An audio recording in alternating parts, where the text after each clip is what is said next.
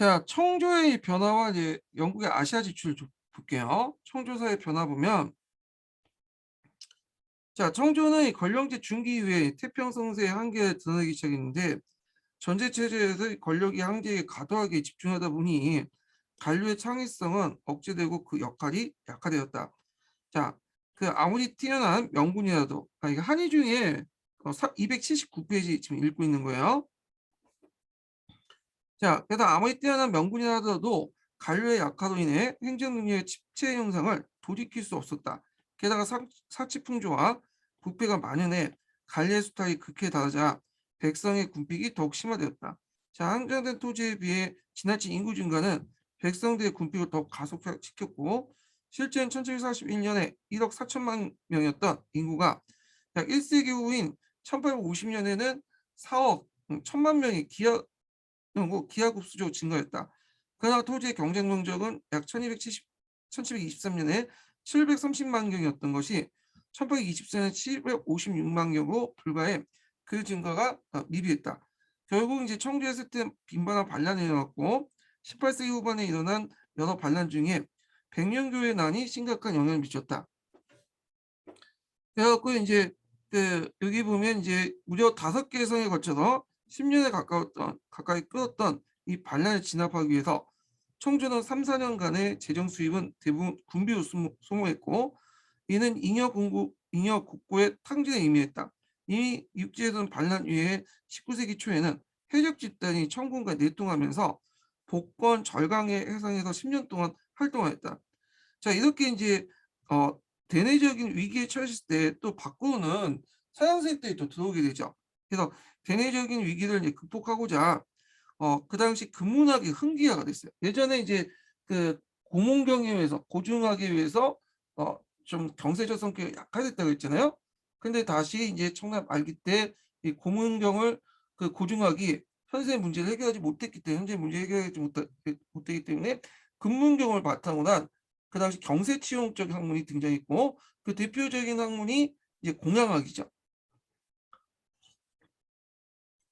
자, 그럼 계속 읽어볼게요. 자, 이렇게 청조의 사회가 안정을 이뤄가자 이러한 체제의 이한 형상을 민감하게 반응해 변화를 지향하는 지식인이 나타났고, 자, 이들은 경정 고증이나 홍보하고 중심한 기존의 한학, 기존의 이런 것들은 뭘까요? 예, 고문학이죠. 고문학. 고문학은 예전에 말한 것처럼 이 홍구학이나 고중하고 연결된 학문이에요. 자, 이걸 이제 대신해서 그 당시 이제 변화하는 역사에 대응할 수 없다고 보고 병역 사상인 그 당시 근문학을 흥기시켰다. 자, 또 현실을 직시하고 실제 문제 연구하고자 경세 치용적인 학문이 주장되었다. 자, 이들은 청주의 세태를 수반되어 나타난 위태로운 재반 현실에 대한 비판 위에 개혁을 필요성을 제기하는 한편 서양의 위협을 다양한 대체적인 방안을 강구했고, 대표적인 학자가 위헌이나 공자진 같은 현실 세세에 성장하지 못했지만 이런 개혁의 기원을 양성하는 데 일조했다. 공약업파들이 대표적인 사람이고, 나중에 이제 위안스카이 캉웨이 있죠. 캉웨이. 이 캉웨이와 이제 연결되죠. 범법 자금 운동과.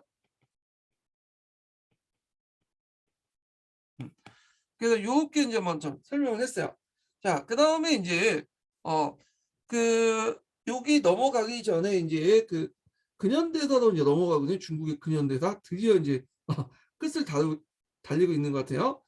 이 부분은 동양사 개론보다는 이게 이제 이 부분보다는 요게 잘 돼 있어요. 예, 한국인의 중국사가. 그래서 한국인의 중국사를 이제 보면서 동양사 개론을 이제 보충하는 방법으로 이렇게 나갈게요. 이 부분은요. 자, 그러면 이제 요거 하기 전에 그 당시 이제 그 중국의 어떤 그 근현대사를 보는 시각을 이제 먼저 보고 나서 이걸 강독을 좀 해보게 됐습니다. 중국 근현대사 보는 시각은 예전에 한번 기출에 언급됐기 때문에 좀 얘기를 하고 정리하고 나서 좀 볼게요. 그래야지 좀 이해되는 부분들이 좀 있어요. 이게. 자, 그럼 동영상 개론을 좀 아니 보는 게 아니라 제가 정리한 내용을 좀 볼게요. 자, 여기 보면 이제 근현대에서 보는 시각이 개혁 개방 이전과 개혁 개방 이후가 좀 달라요. 개혁 개방 이전과 개혁 개방 이후를 강조인데, 개혁 개방 이전은 되게 뭘 강조하냐면 그 당시 밑으로부터의 흐름을 강조해요.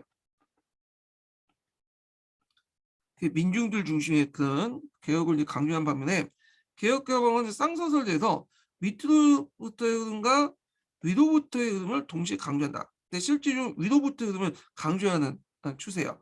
자, 중국 공산당에서는 근대와 현대를 어떻게 나누냐 하면, 보통 개항부터해서 오사운동 이전까지 근대로 얘기해요. 근대로 얘기고, 그다음 오사운동 이후까지는 현대로 봐요.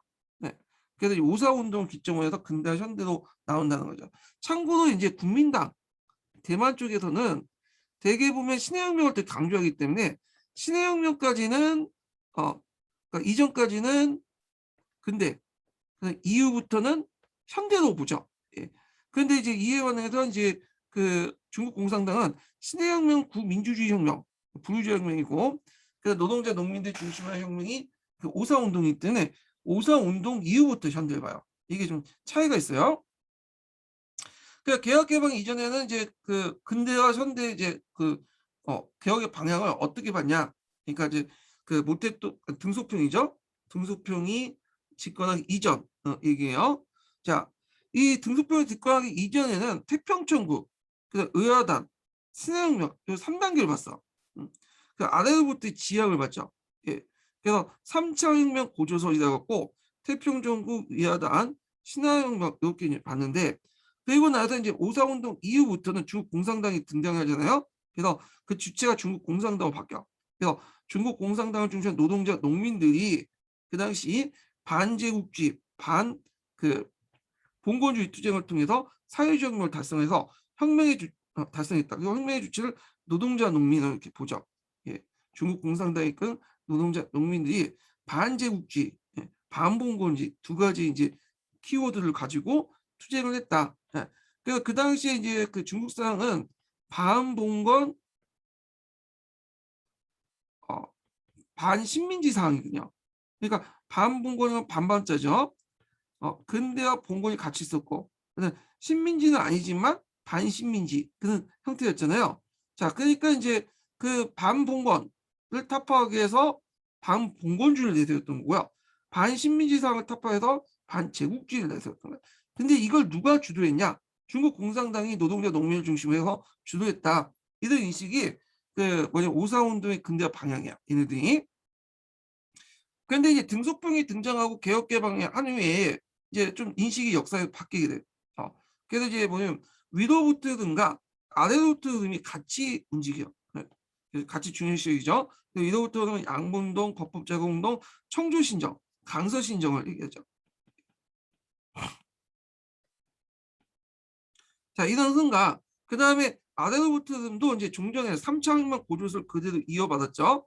그래서 두 개의 흐름, 두 개의 쌍선이라고 하죠. 두 개의 아래로부터 흐름과 위로부터 쌍선을 영향을 받았고, 혁명사 단계를 강조해. 그래서 농민전쟁, 그다음 양운동, 개혁운동, 부르주혁명. 그래서 위와 아래를 강조하고, 근데 최근에는 이렇게 이제 위아래를 강조한다고 하지만 실제로 위로부터 흐름을 강조해요. 그래서 양분운동, 범법자운동, 청조신정 이런 걸 되게 강조해. 예전에는 이제 부르주아 반봉건적 운동이라고 상당히 비판했던 중국 공산당이 왜 위로부터 흐름을 강조할까요?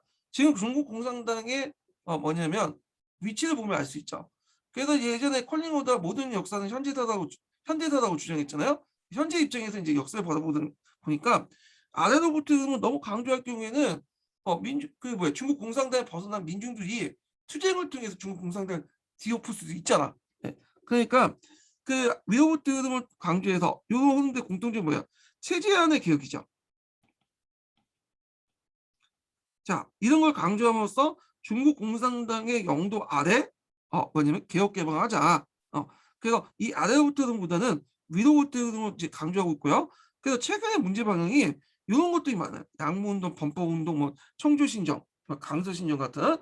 최근에 중국에서 이제 공부했던 유학생들이 유학하신 분들이 이제 교수가 되다 보니까 이런 흐름들이 되게 많다. 이렇게 기억을 해두시면 될 것 같아요. 자, 그다음에 개혁 개방 이후에 현대를 주도하는 운동 방향도 좀 달라졌어요. 그래서 종전에 이제 중국 공산당 중심의 노동자 농민의 어떤 운동과 함께 그 위로부터의 흐름도 또 강조됐어. 그래서 혁명의 주체를 노동자 농민도 보지만 소부르주아 지식인도 뭐냐면 혁명의 주체로 본 거야. 이게 상계 대표론인데 이건 강택민이 주장했던 거죠. 이 강택민은 등소평에 의해서 선택된 인물이죠. 예.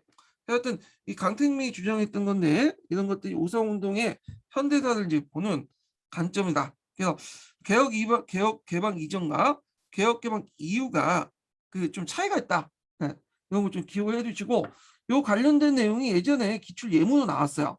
요 운동 방향과 관련된 내용이. 자, 그 외에도 그 여러 관점들이 있어요. 그 미국의 연구 동향도 있고 막 제가 했는데 뭐 이거 관련된 내용은 시험 문제 안 나올 것 같아서 그냥 건너뛸게요. 제가 이거 정리를 좀 해놨거든요. 그래서 요거 각자 보시고 자, 그러면 이제 그 아편 전쟁으로 넘어갈게요. 아편 전쟁. 자, 아편 전쟁에 넘어가기 전에 이 좀 표를 보고 이제 좀 설명한 다음에 읽어보기도 하죠. 자, 여기 보면 그 일단은 이제 영국하고 이제 중국 간의 무역에서 이제 보면 편무역이었다가 나중에 상강무역으로 바뀌죠. 요 관련된 내용이 예전 기출문에 나왔죠. 2차 기출문에. 자, 편무역은 대개 이제 17, 18세기 때야. 그래서 이제 영국은 이제 동인도 회사가 있고 그다음에 청나라는 공행이 있어. 자, 그래서 이제 동인도 회사는 통해서 차와 도자기를 많이 갖고 있고 특히 차 수입이 되게 많았어요. 영국인들이 그 당시 차를 많이 마셨다고 그래요. 예. 영국이나 뭐 그런 유럽 지역 같은 경우 석회수가 많잖아요. 그다음에 차를 많이 마셨고 그래서 차 수출이 되게 많았고 대신에 모직물을 이제 갖다 파는데 이 모직물은 청나라 맞지가 않아요. 특히 이제 강남 지역 같은 경우 더워 죽겠는데 누가 양모 짠 그 모직물 입고 다니겠어요? 그래갖고 그냥 공행해서 대신 차를 많이 사가준 대신에 커터당 의무적으로 모직물 수입이었다고 그래요. 그래서 거의 필요 없다 보니까 이제 창고에 쌓아놓고 갖다 버리고 그랬다는데 그래도 하여튼 그 항상 그 영국은 그 뭐냐면 차를 많이 가지고 와갔기 때문에 이게 초과가 돼. 그러니까 청입자 때는 수출 초과지만 영국은 수입 초과죠. 그러니까 이게 부족한 부분을 영국이 가지고 있는 은을 이렇게 메꾸는 거야. 그러니까 영국이 은이 많이 빠져서 청나라가 갔단 말이야.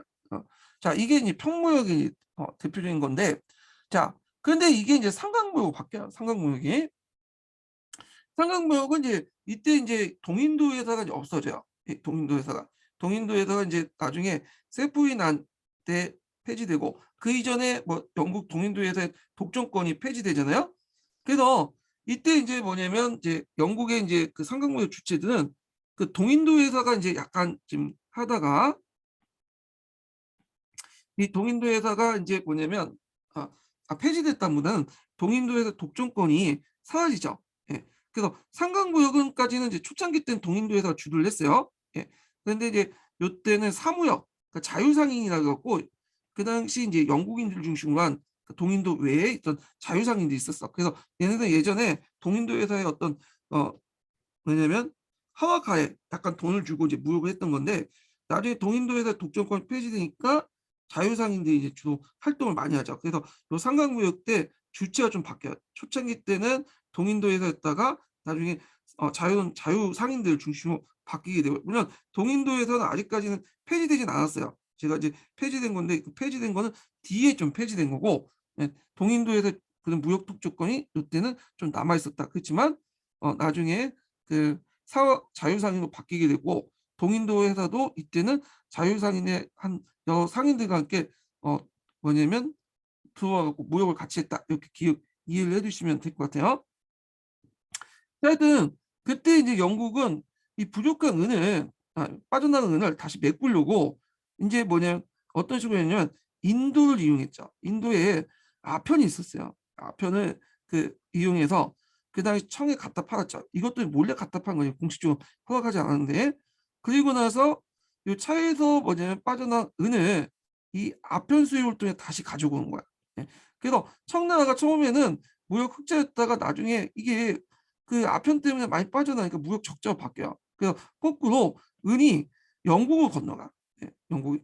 그러면 여러 가지 사회 경제적 문제점이 나왔죠. 아편 수입과 함께 은나라가 청나라가 청나라 은이 영국도 들어가면서 이제 청나라 은이 부족하잖아요. 그래서 경제 타격도 많이 받고 그래요. 예. 그래서 여기 보면 아편의 그 밀수액과 은의 유출량 보면 이걸 알 수가 있죠. 은이 상당히 빠져나갔다. 아편을 가지기 위해서. 그래서 이건 상강무역이다. 이렇게 기억을 해두시면 되고, 상강무역 초기 때 주체는 그 동인도였었지만 후기한테 이제 동인도에서 특권권이 폐지되면서 자유상인들이 이제 주로 했고, 동인도에서도 그 자유상인과 경쟁하면서 같이 참여했다. 이렇게 보시면 될 것 같아요. 이 무적에. 자, 그래서 이제 여기 보면 이제 여기 제가 한번 정리한 것 좀 읽어볼게요. 그 주체는 편무역된 영국의 동인도에서 공행이었죠. 서로 독점회사끼리 이제 한 거예요. 이때는 뭐 그렇게 문제가 없었어요. 왜냐하면 동인도에서도 독점회사였고 공행도 독점회사였죠. 동인도의 제도에 호주와 항로, 인도의 견지물, 중국의 차와 견지물, 도자기를 수입하고 영국산 모질물을 수출한 건데, 동인도 회사가 이제 의무적 부과를 하죠. 그래서 영국 의회에서 동인도에서 특허권을 주는 대신에 모종을 그만큼 팔아와라. 근데 그 의무 부담량을 누구한테 전가시키냐면 그다음 공행상인들이 전가시켜줘요. 자, 하여튼 그 공행상인들이 창고에 쌓아놓고 갖다 버리고 그랬는데, 수입 쪽으로 은이 유출됐고요. 그런데 이제 이렇게 있다가 이제 그 당시 동인도에서 독점 시대 무역 형태를 보면 동인도에서가 주요였지만 일부 사무역도 자유상인들 사무역도 있었다. 사무역과 그다음에 지방무역 자유상인들 상무도 있다. 그러니까 이제 동인도에서 주요였지만 그 당시 동인도에서 직원들이 개인적으로 했던 사무역과 그다음 자유상인에서 일반 상인들이 동인도 허가를 받고 하는 무역 형태 이런 것들이 있었죠. 근데 도중에 뭐가 폐지됐다고 했죠? 독점권이 폐지되죠. 그래서 자유상인들 무역 비중이 점점 증가되면서 19세기 자유무역론이 등장하면서 신흥산업자본과 압력으로 동인사의 무역 특허권이 폐지되면서 이제 동인도 회사의 무역을 허락을 안 받고 그냥 자유상인이 나가게 된 거야. 예. 그래서 동인도 회사도 자유상인과 함께 동등한 자격으로 이렇게 이제 뭐냐면 무역에 참여하게 되죠. 자, 상강무역 볼게요. 상강무역 같은 경우에는 초기 때는 이제 동인도 회사가 이제 주도를 했지만 앞에 이제 독점권 폐지하면서 후기 때는 자유상인들이 뭐냐면 주도를 했다는 거. 그 배경은 그 중국부터 차 수입을 증가하여 중국의 지분 은이 부족하자 영국은 인도산 아편과 인도 면할 무역을 적극 만회하려고 했고, 그때 영국 상인 이때 영국 상인은 동인도 회사뿐만 아니라 자유 상인이 이제 있죠. 영국 상인들에 의해서 아편이 대거 유입되면서 아편 흡입 풍습이 순식간에 중국 본토가 확산되면서 중국 은이 아편 대규모 대량 유출되는 그런 현상들이 있다. 그래서 이제 경제적으로는 여러 가지 문제점이 생겼다고 했죠. 19세기 초에 중국의 은이 영국부터 초과 유입됐고, 그래서 상강무역 때 아편 수입이 확대되면서 경기 침체와 정치 위기에 맞고 은본의 중국 경제 타격을 입게요. 동전의 가치가 폭락된 물가 상승되고 국가 재정이 악화됐다. 그래서 등등인데 이게 왜 그러냐면 은본이라는 것이 그 은본이라서 은만 사용하는 게 아니거든요. 금과 은과 동을 같이 사용하는데 다만 한산 기준이 은을 기준으로 하는 거야. 근데 금은 이제 뭐 그 당시 통화수단으로서는 별 의미가 없고 은과 동을 사용했는데 대개 평민들은 일반 평민들은 동을 사용했어요. 그다음에 좀 부호들은 상인들은 은을 사용했고, 일반 평민들이 돈을 낼 때 뭐 세금이나 이런 것들 뭐 물자 거래나 뭐 이렇게 할 때 주도지 동전을 많이 사용할 때 동을 가지고 했는데 이걸 은으로 환산시키는 거야. 그래서 예전에는 1년당 한 년당 1,000문 정도 됐거든. 그걸 환산해 갖고 세금을 내거나 지대를 내거나 물건을 교환하고 그랬는데, 이게 은의 가치가 올라가면서 상대 동의 가치는 떨어지죠. 그래서 1,500문으로 이렇게 올라가요. 그러니까 실제로 일반 평민들은 이걸 동을 가지고 있기 때문에 은이 빠져나감으로써 뭐냐면 동전의 가치가 떨어지게 되죠. 예. 그래서 물가가 상승하는 그런 것들이죠. 일반 생활에서. 그래서 이제 이렇게 했고, 그래서 이제 또 음을 구하기 어려우니까 이제 국가 재정이 또 악화되죠. 왜냐면 돈을 못 내니까, 세금을 못 내니까. 자, 그 등등 해가지고 결국에는 이제 뭐냐면 중국 경제에 타격을 줬다. 자, 그리고 결정적으로 또 아편 정도의 국민 경제에 피해를 주죠. 등등등. 그래서 정부에서 공인노인이 뭐 그 언급론 이런 것들을 이제 나왔다. 이렇게 보시면 될 것 같아요. 자, 그러면 이제 그와 관련된 내용들을 한번 기출해서 좀 보죠. 아니, 그 한의 중에서 한번 읽어가면서 이제 보겠습니다.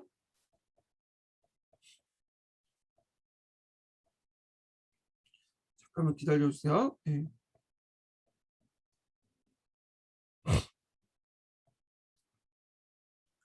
자, 한의 중 몇 페이지 펴보시냐면요. 280페이지 펴보세요. 예, 280페이지. 자, 영국의 아시아 진출 보죠.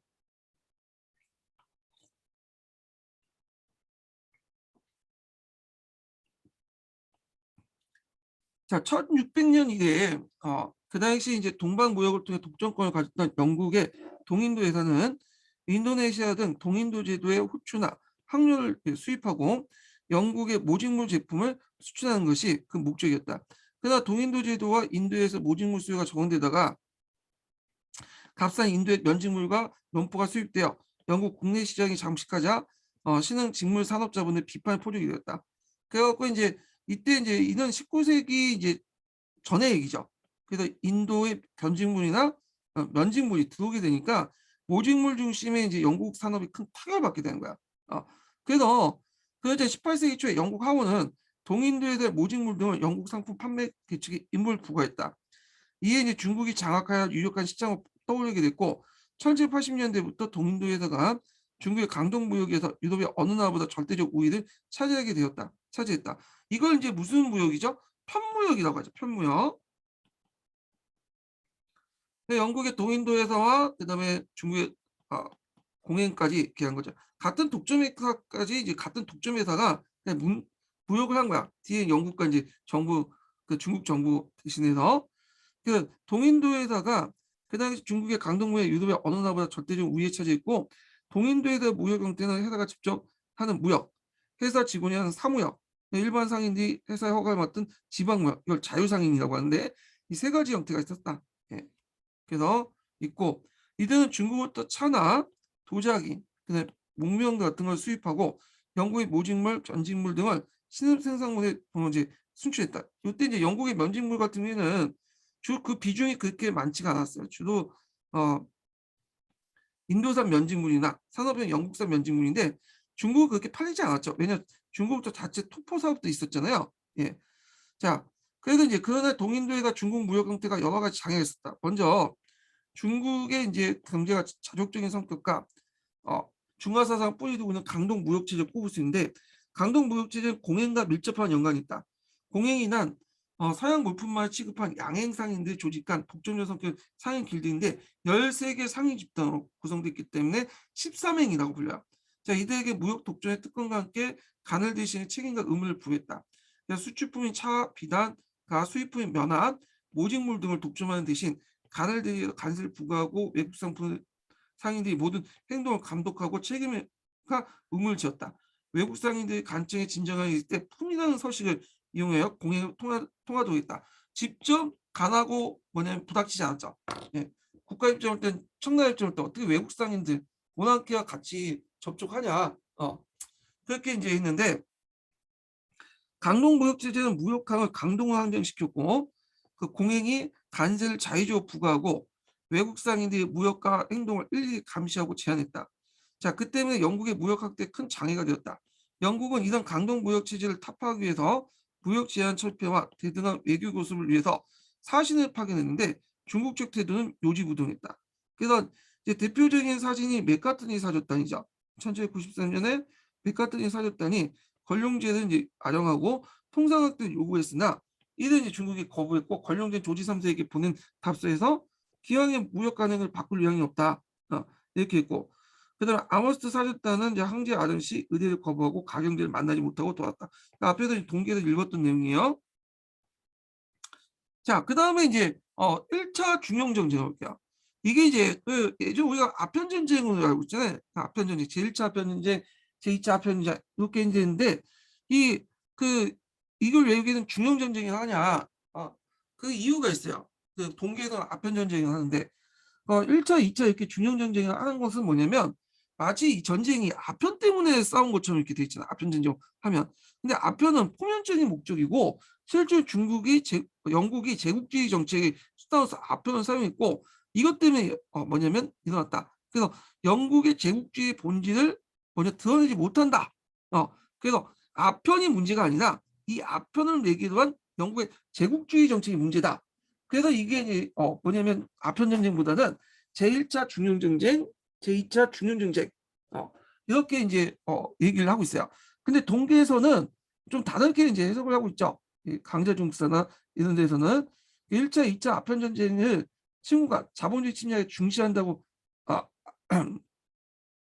그 제1차, 2차 아편 전쟁을 그 뭐냐면 이렇게 이제 이거 나중에 얘기할게요. 예. 하여튼 그 아편 전쟁 용어를 제1차 중용 전쟁과 이렇게 이런 식으로 이제 얘기를 하고 있죠. 그래서 여기는 동계하고 강자 중국사 이런 얘기고 그다음에 여기는 뭐야 이거 여기는 이제 그 한이중 그래서 여기 이런 식으로 얘기를 하고 있고요. 자 하여튼 달리 용어를 쓰고 있지만 똑같은 전쟁이에요. 그래서 아편을 강조하냐 그 제국주의 정책을 이제 강조하냐 영국에 이런 이제 때문에 이제 차이가 좀 있어요. 자 그래서 이제 이렇게 있는데 한번 좀 읽어볼게요.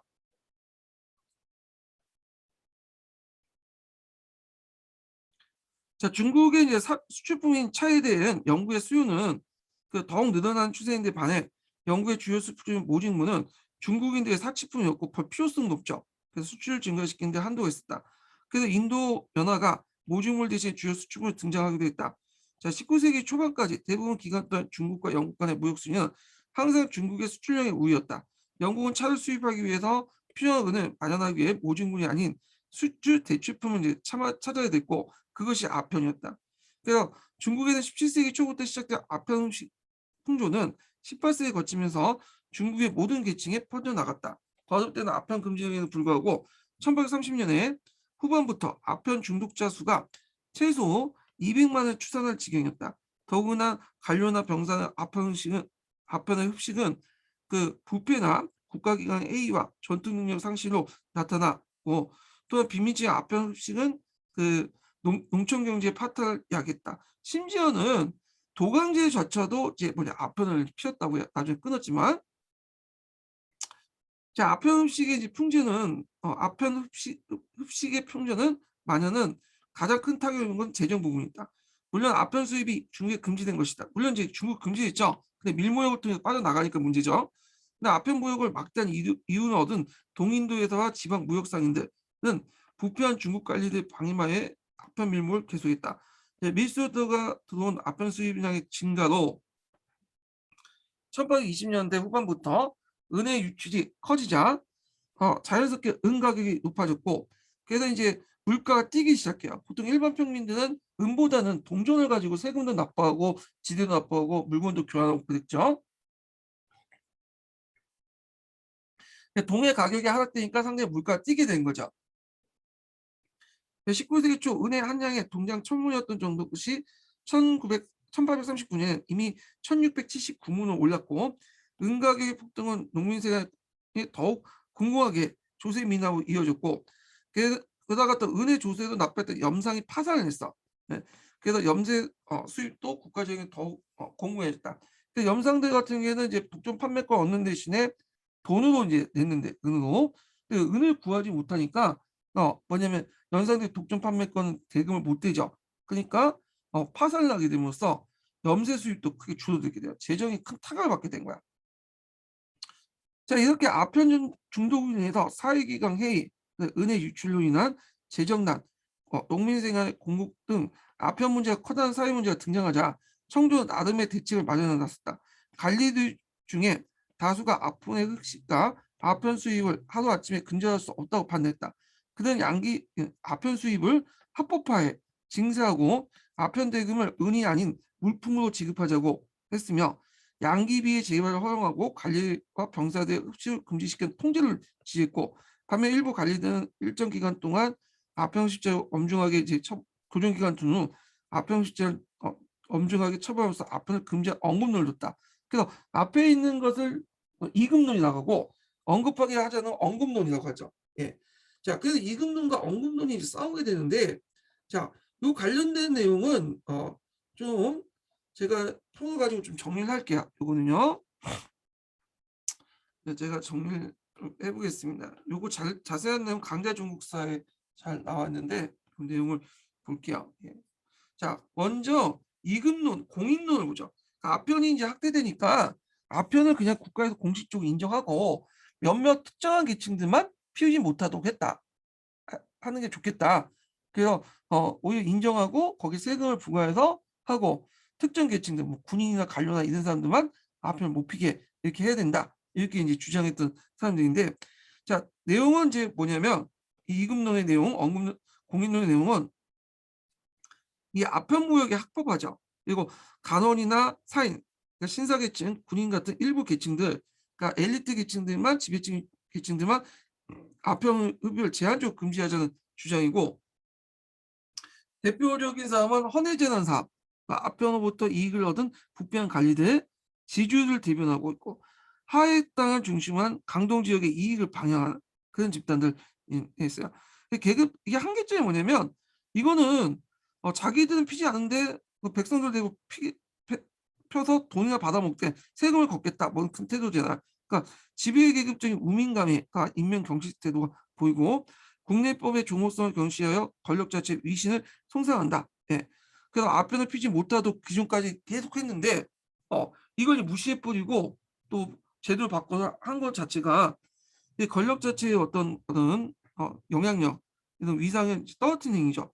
그다음에 청주의 통제력을 통해서 철저한 제한 조치가 불가능하고, 그러니까 간원이나 상인과 군인들 못 피게 하는데 실제로 이게 이 사람들이 못 피게 안 필 거 아니에요.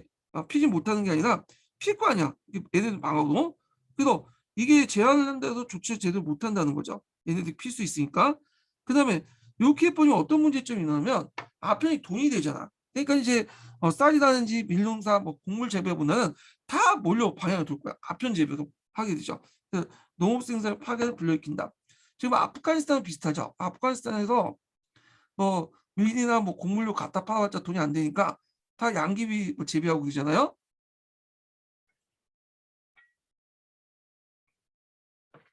자, 그다음에 언급론을 보자.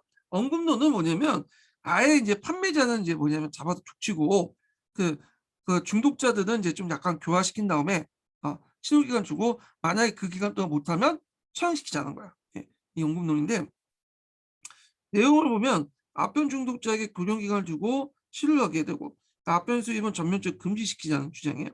그러니까 대표적인 현실주의 분만을 품고 있는 개혁주의 지식 분야들, 즉 공양아파들이 많아요. 공양아파 경세 치용적인 어떤 사고방식이었는데 항자자나 공자진, 임치서, 인원 한 번씩 다 들어갔던 인원들이죠. 위원 같은 그런데 항자진, 공자진, 임치서, 위원 같은 사람들이 했다. 그래서 이 도강제도 예전에 아편 흡접자였어요. 중독자였는데 자기가 노력을 해보니까 이 아편 중독에 끊을 수 있다는 걸 알게 된 거죠. 그래서 이 언급론과 이급론 중에 그 언급론을 들었어. 그래서 임치서의 의견을 듣고 임치서를 그 당시 강주 지역에 이제 파견해요. 흠차 대신으로.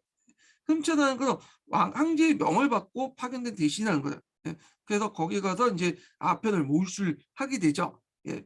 그래서 이제 이 내용들 좀 기억을 해두시고 관련된 강자중국사 내용 한번 읽어볼게요. 공인론부터 한번 읽어보죠. 1836년 5월에 올린 상주문에는 허는 아편의 해독을 인정하면서 현실적으로 하급관리와 무례한이 결탁하여 밀매의 그 금전이 불가능하기 때문에 금령을 엄할수록 밀수의 이익이 커져서 은혜 유출이 더욱 많아지기 때문에 차라리 아편 수입을 합법적으로 공인하여 징수할 것. 단 아편 대금은 은으로 결제하지 말고 물품으로 지급할 것. 아편 흡식도 그 관리 사대부 병사들에게만 금지하고 일반민들에게 방임할 것. 또 양귀비 국내 재배도 허락할 걸 권유했다. 자, 이 방법만이 은혜 유출을 막는 기라고 했다. 자, 일반 백성이 아편 흡식하여 조사할 경우에 일찍 사망할 경우에 중국의 인구 난로 증가하니 걱정 없다고 했다. 뭐 일반 백성은 매년 죽어도 어차피 인구 증가하니까 잘 된 거죠. 어차피 인구 조절도 하죠. 자, 그러면 여기에도 볼 수 있듯이 아까쯤에 이 우민간암 인명 경시 태도를 볼 수가 있겠죠. 언급론을 좀 볼게요. 그래서 이제 1836년 6월에 올린 상주문에서 항은 종래 금융정책에 대한 효과가 없었던 원인을 그 항자자들 얘기 항은 이 예. 각급 관청이 이제 상하 관리가 부패했기 때문이라고 하면서 이 방치를 한다면 국고가 고갈되고 세원이 없어져 국가 재정이 위기에 처할 것이다 했다. 구체적인 방법으로 항은 지금까지 중점을 두어왔고 또 단속의 효과를 거두기 힘든 거래자 밀매자 처벌보다는 흑영자를 이제 엄격하게 처벌하는 것에 초점을 맞추자. 그래서 그게 유출의 방지를 궁극적 방법에 했다. 그 공급보다는 수요를 차단하는 하자는 거죠. 그래서 우선 1년에 고정 기간을 두고 그다음에 그 기간 내에 습관을 끊을 것이며 그 기간을 넘긴 자는 사형을 처하자는 것이다. 예. 자, 이렇게 이제 했고요. 자, 그래갖고 이제 그 당시 이제 임직을 파견해서 그 당시 외국 사람들 아편을 몰수하고 그 당시 그 아편굴 소유자들 다 체포하고 아편 거래자하고 그 외국인들이 이제 뭐냐면 상관도 봉쇄하니까 그리고 몰수된 것을 이제 아편을 호문 앞바다에 소각시키는 정책을 하죠. 그러니까 영국의 산업자본의 위해를 압력해서 군대를 파견하게 됐고 결과적으로 아편 전쟁이 일어나게 되죠. 자, 그래서 이제 이렇게 이제 있고 그다음에 계속 읽어볼게요. 그래서 이제 그 당시 항제는 도강제는 언급론자들의 하나였던 임치서의 의견을 받아들여서 그를 1833년 말에 흠차 대신호 이제에서 강도 보내 아편 문제를 처리하도록 했다. 이렇게 보면 되고 전쟁의 발발을 볼게요.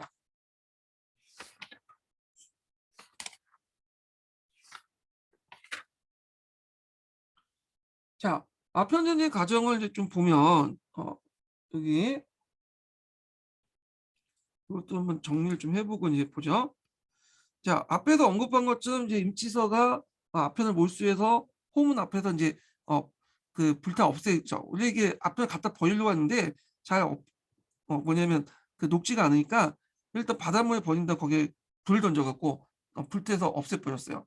자, 그러니까 이제 영국에서 원정부를 파견했고 그때 초반에 깨지죠. 왜냐면 영국의 그 함대가 더 강하죠. 그 당시 그 중국의 그 함선들은 목선이었고 영국은 증기수로서 이제 한포까지 달려있는 그 때문에 그 상대가 안 돼. 그리고 영국의 그 폭탄은 자결탄이죠. 그 터져가지고 캉 하면 폭발하는 거 지금처럼. 근데 그 당시에는 그 중국의 그 뭐냐면 포는 자결탄을 넣은 게 아니라 그 세막둥이나 몽둥이 같은 것도 있죠. 부수 같은 거 넣어서 폭발 날아가는 거죠. 그래서 그게 꽂혀갖고 하는 거야. 근데 영국 같은 경우에는 자결탄이 있어서 그 뭐냐면 정확하게 뭐냐면 그 배에 폭격을 가면 이게 배에 맞으면 하약이 터져서 폭발하는 방법이야. 예.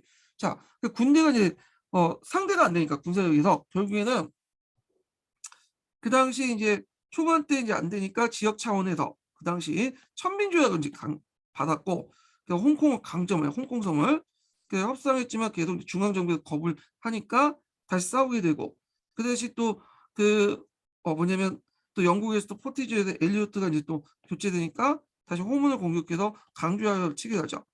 그리고 이제 근데 이제 중앙 정부에서 계속 말이 안 되니까 영국 함대가 양자강 유역을 이제 점령하고 결국에는 이제 양자강 주요 뭐냐면 적주이잖아요. 청나라 입장 때는 결국엔 남경조약을 맺었다. 그래서 중간에 천빈조약과 그다음에 호문 강조약 같은 건 지방 조직 차원에서 지방 정부 차원에서 이제 했던 거야.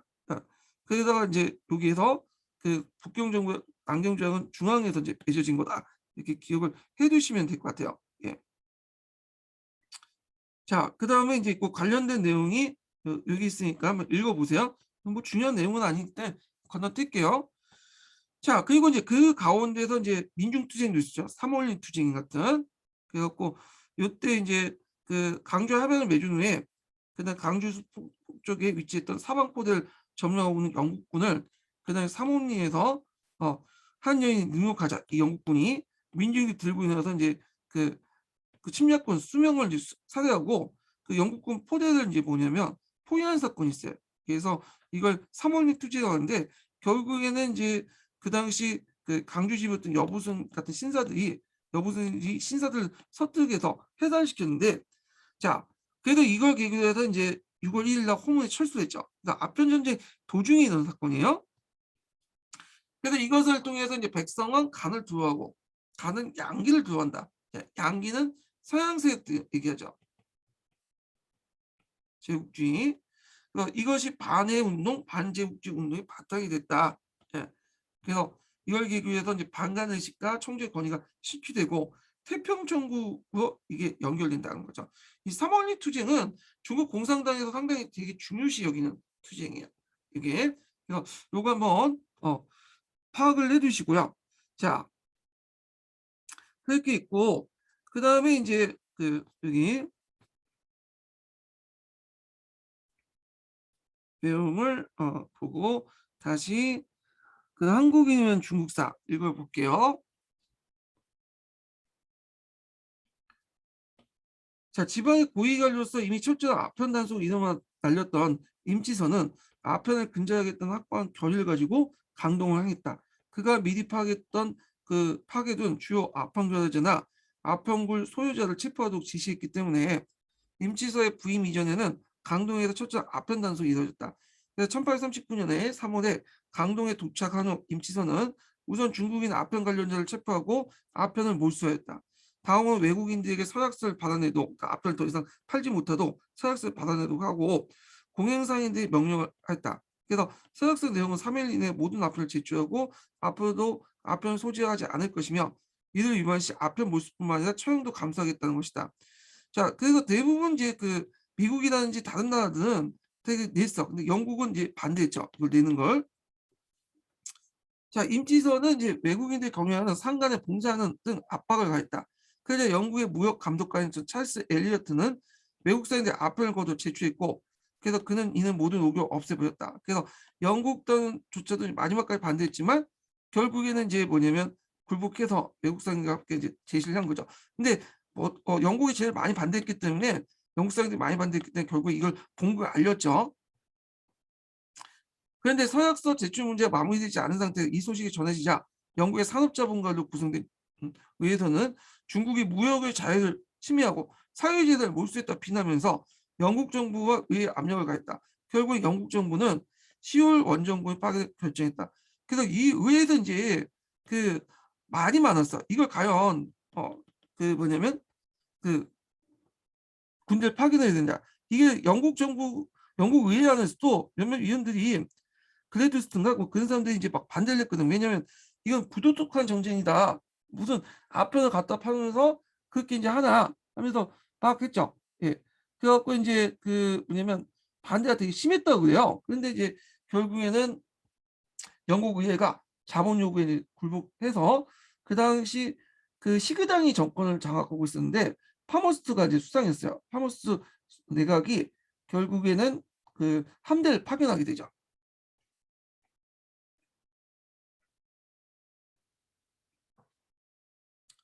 자, 그쯤에 구릉에서 스위치 아니 구릉은 이제 어디냐면 지금 홍콩인데 홍콩성이 바로 앞에 있으면 그 앞에 9개의 용이 뭐냐면 처럼 생겼다 해서 구릉반도가 있어. 구릉반도 여기가 이제 구릉이야. 홍콩성 바로 앞에 있는 거죠. 자, 구릉에서 술 취한 영국인 수부들과 중국인의 충돌에 중국 농민 한 명이 사망한 사건이 일어났다. 자, 하지만 영국 측이 범인 인도를 거부하자 임치서가 마카오를 봉쇄했고 곧이어 중국과 영국 간의 무장 충돌이 일어나 선전포고 없이 전쟁이 이어졌다. 자, 영국 정부는 1840년 2월 조지 엘리어트를 정권 대표 브리머를 4년간 해서 원정부를 파견하기도 했고 의회도 전쟁을 승인했다. 자, 원정부는 마카오 도착과 함께 본격적으로 이제 3단계를 거쳤는데 자, 영국군이 대구에서 복상해 지게충들 기선과 합상하고 다시 남하에서 지방에서 내려와서 이제 천빈조약을 강요했죠. 예, 여기까지고. 자, 그다음에 이게 홍콩을 강점한 1단계 가지고요. 자, 이 홍콩은 홍콩섬을 얘기해요. 오늘 홍콩 전체가 아니라 홍콩섬이 있어요. 아까 전에 구릉반도 그 앞에 있는 홍콩섬 있죠. 그래서 북상의 기선과 협의해서 밑으로 내려와서 그래서 지방에서 지방정부 차원에서 천비조약을 맺게 된 거야. 여기. 자, 그래서 이쯤에 청조는 영국이 비난한 임시설 명지치고 협상을 기선에게 맡겼다. 그러나 영국 측 일방적인 선포한 가조약은 홍콩 하약 등이 포함되어 있기 때문에 청조가 받아들일 수 없는 것이었고요. 그래서 청조의 비준을 기다리지 않고 영국군이 홍콩을 강점하자 영국 영토임을 선포하고 청조는 기선을 북경으로 압송해 엄명에 처하고 다시 전쟁을 했죠. 2단계에 넘어가는데 2단계는 이제 영국이 주광연해 요새를 정녕 주광은 여기에요. 여기 있는 강인데 요게 강동성의 그 성도가 강주였거든요. 여길 공격한 거야. 예.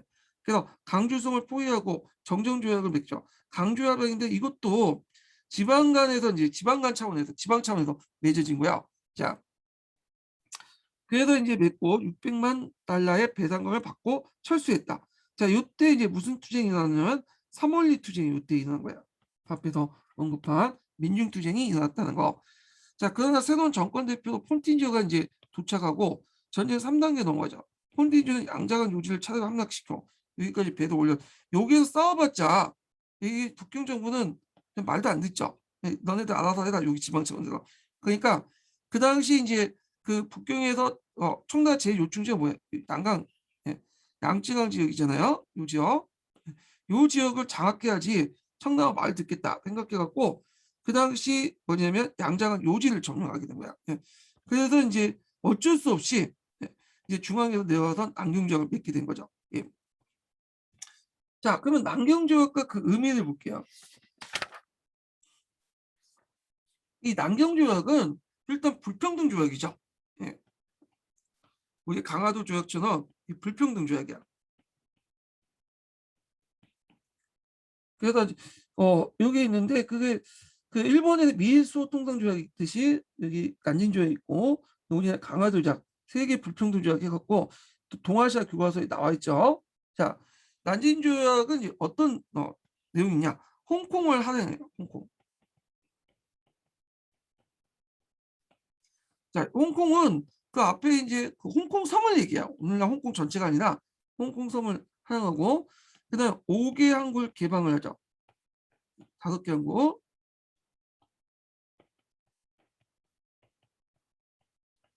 북주, 강주, 함흥, 영파, 상해. 그중에 대표는 상해죠. 요번에 시험 문제 나왔던 상해. 예. 그래서 상해를 개발하는데 상해는 그 당시에 조그만 어촌에 불과했어요. 예. 그래서 뭐 그 인구도 그렇게 많지 않고 조그만 뭐 해봤자 뭐 조그만 도시에 불과했는데 여기를 개항하면서 상해가 개방이 되면서 지금 상해가 중국에서 중경 다음에 제일 큰 도시로 알고 있어요. 예. 그만큼 커졌고 요번에 나왔던 것이 이제 상해죠. 상해에 기반을 했던 조직이 소도회라는 조직이 있어요. 예, 요거 관련돼서 기출문이 나왔죠. 자, 하여튼 상해가 있고 이렇게 있고 공행을 폐지시켰죠.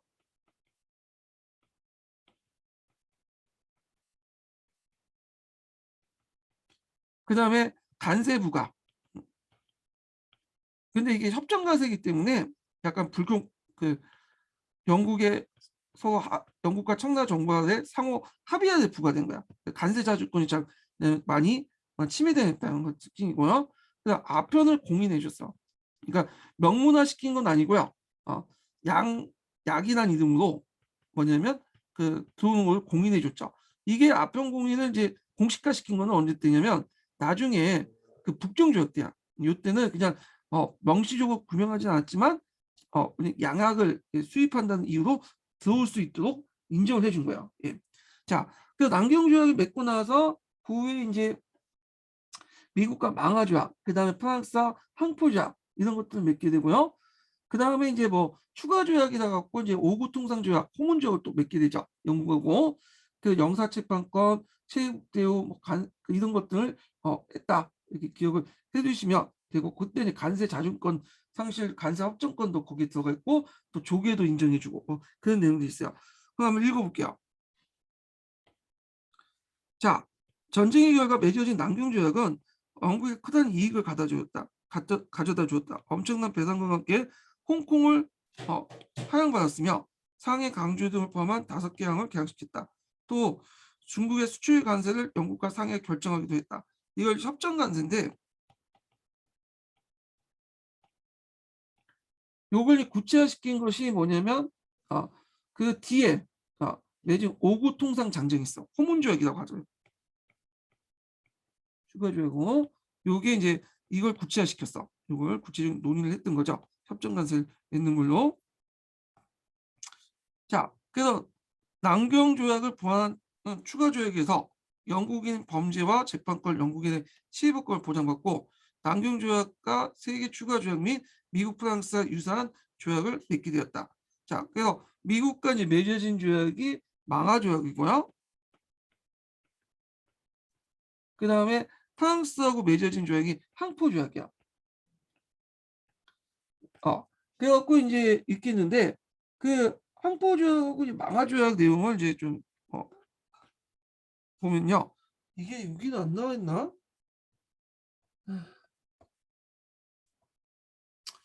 여기는 안 나와 있네요. 그래도 이제 그 망하 조약에서는 자유로운 교회 성립 관련된 내용이 있어요. 어, 그리고 이제 그 뭐냐면 항포 조약은 개항장 내에서 자유로운 어떤 그 포교 활동 이런 것도 있는데 대개 보면 이제 그 뭐랄까요? 그 종교의 자유, 기독교 성교를 인정하는 내용도 있어요. 이게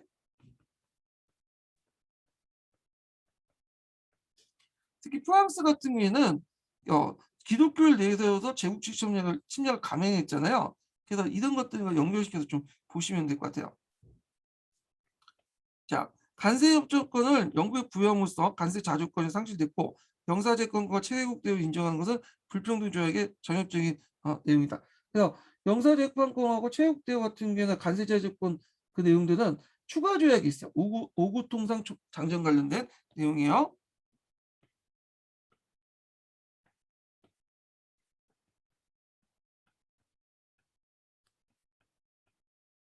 호분조약이라고 하는 거죠. 자, 결과적으로 중국은 자국의 이제 그 자본가를 보호할 수 있는 보호관세 정책을 쓸 수 없게 되었고 중국 내 외국인 범죄를 중국법에 따라 재판하지 못하게 되었다. 그리고 만약에 중국이 한국과 새로운 조약상의 특권을 부여가 되면 최욱 대우의 조항을 따라서 곧바로 다른 나라의 동일한 특권을 누릴 수 있게 했다. 예, 여기 있죠. 이것도 이제 뭐에 따라 만국공법, 국제법에 따라서 한 거죠. 그래서 이게 다 우리가 이번에도 시험 문제 나왔지만 강화도 조약이라든지 뭐 남경 조약이라든지 그 다음에 앞에서 얘기한 이제 어, 미일 수호 조약 통상 조약이라든지 자 이런 것들 불평등 조약은 다 만국공법 체계에서 만들어진 거야. 자 이거는 그 동아시아 교과서에도 있죠. 이게 제국주의 특징이에요. 제국주의 국가들은 예전처럼 뭐냐면 그 땅을 점령하고 막 통치하는 것보다는 일단은 전쟁을 일으켜갖고 그 조약을 맺어요. 그래서 경제적 어떤 정치적 사회를 지배한 다음에 그 다음에 식민지 들어가게 돼요. 그래서 조약을 맺고 그걸 제도화시킨 다음에 차근차근 먹는 게 이 제국주의 특징인데 이때 내걸었던 것이 이제 서양 중심의 어떤 만국공법 체제 이런 것들이죠. 여기 동아시아 교과서에 나와 있어요. 이 내용이요. 자, 이 밖에 개항된 5개의 항구에 외국이 군함을 파견하여 순시할 수 있다는 규정을 둬 외국 군함이 중국 영내에 자유롭게 들어갈 수 있도록 되었다. 또 외국인들이 땅을 빌려서 영원히 거주할 수 있는 조개. 요번에 시험문이 나왔던 거죠.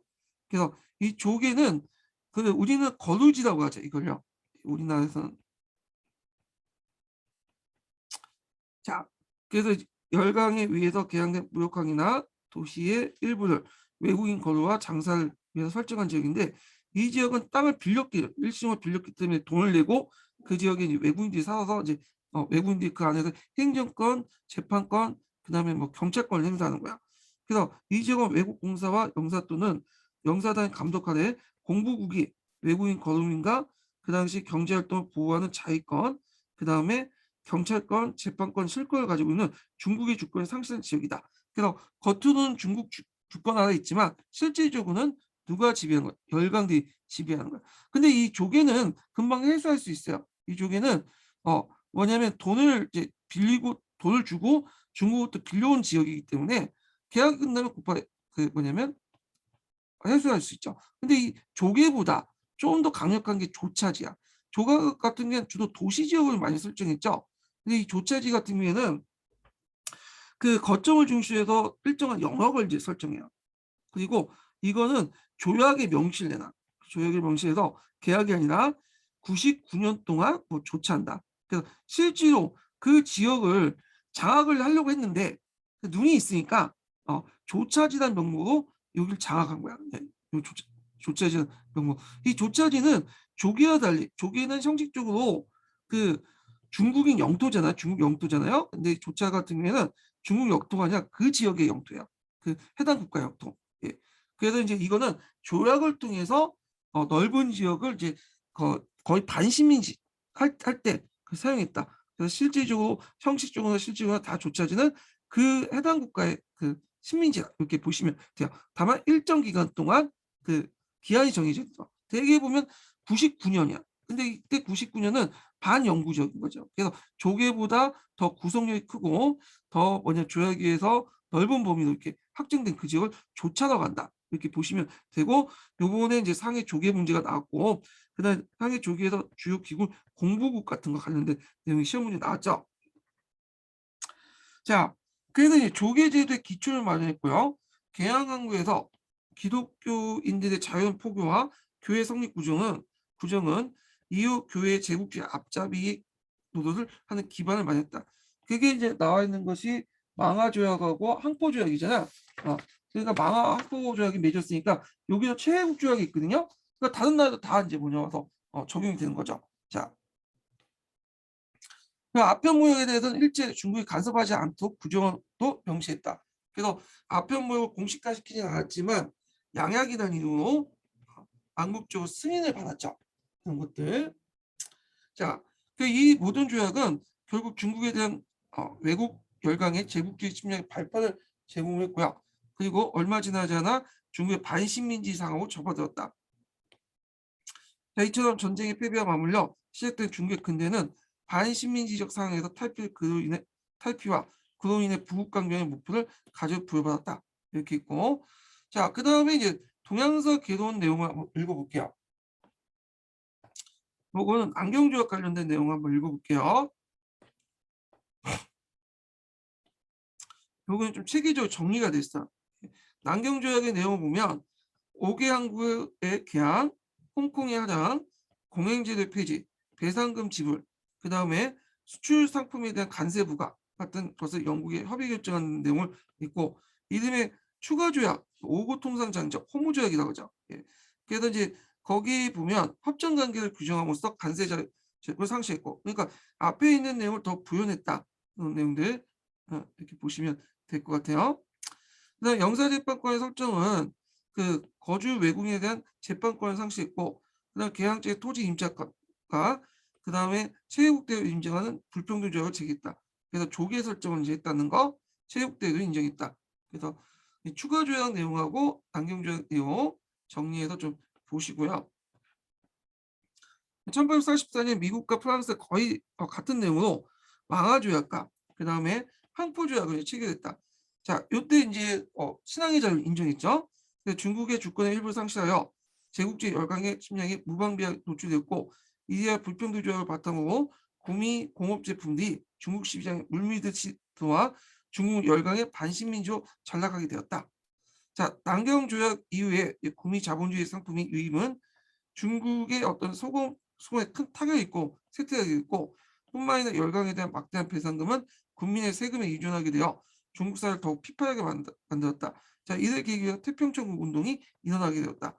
자, 여기 보면 이제 아편 전쟁 역사적 의미인데 각자 보세요 이거는요. 예. 그 다음에 한국인의 중국사에 넘어가서 제2차 중일전쟁, 제2차 중일 아편 전쟁을 볼게요. 자, 요거는 좀 시간이 됐기 때문에 다음 시간에 하죠. 예, 오늘 여기까지 하고요. 다음 시간부터는 제2차 중일전쟁 하겠습니다. 제2차 아편 전쟁 시작할게요. 오늘 수고하셨습니다.